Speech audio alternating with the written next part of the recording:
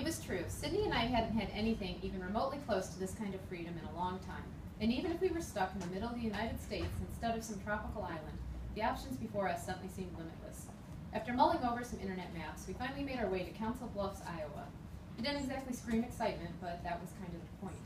Most importantly, it was far away from the Alchemists in St. Louis and even farther from Palm Springs, where Alicia was hoping Sydney would show up. We debated checking into a large chain hotel and finally settled on a small country inn just outside the town.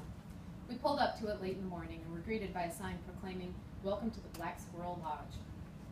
"Oh no," groaned Sydney. "Please don't let this be like that rabbit place in Los Angeles. I don't know if I can handle a room full of squirrel decor." I grinned, thinking back to the time Sydney and I had investigated another bed and breakfast that had taken rabbits to an unprecedented height in tacky decorating. "Hey, come on," I said. "After everything else we've been through, that'd be the least of our worries."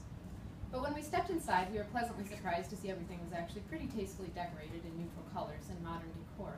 No quilts with squirrels on them or squirrel-shaped wicker sculptures in sight. The innkeeper, though surprised to see guests this early in the day, was happy to welcome us and get us into a room. "What's with the inn's name?" I asked as I paid for the room. The innkeeper, a kindly middle-aged woman, beamed. "Oh, that's in honor of Cashew." "Cashew?" asked Sydney. The innkeeper nodded. "Our resident black squirrel. I'd call him our pet, but, well, he's so much more than that." I peered farther into the lobby. "Does he have a cage here or something?" "Oh no," she said. "That'd be cruel. Also illegal. He's..." She shrugged and gestured vaguely with her hand. "Well, he's around somewhere."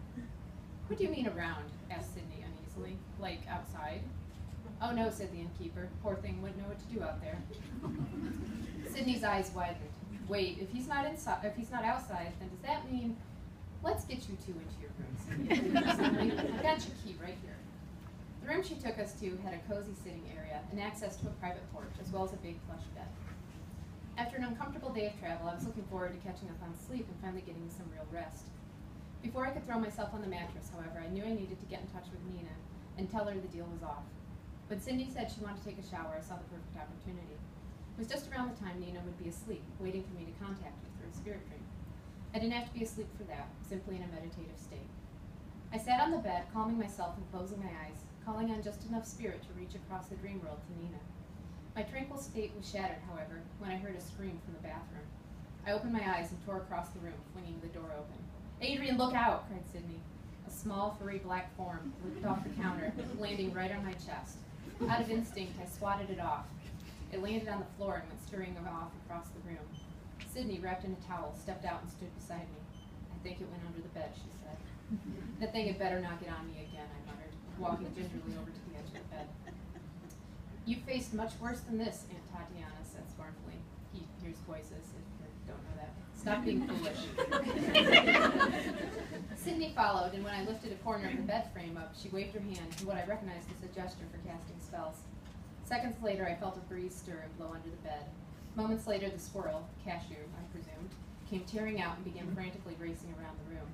Sydney, courageously overcoming her earlier shock, darted over to the door that led to the porch and opened it. After a few circuits of the room, the squirrel noticed and ran out. Sydney slammed the door shut behind him, and for several seconds, we both just stood there. "Why," she asked at last, "can't anything ever just be simple for us?" Well, that's crazy things.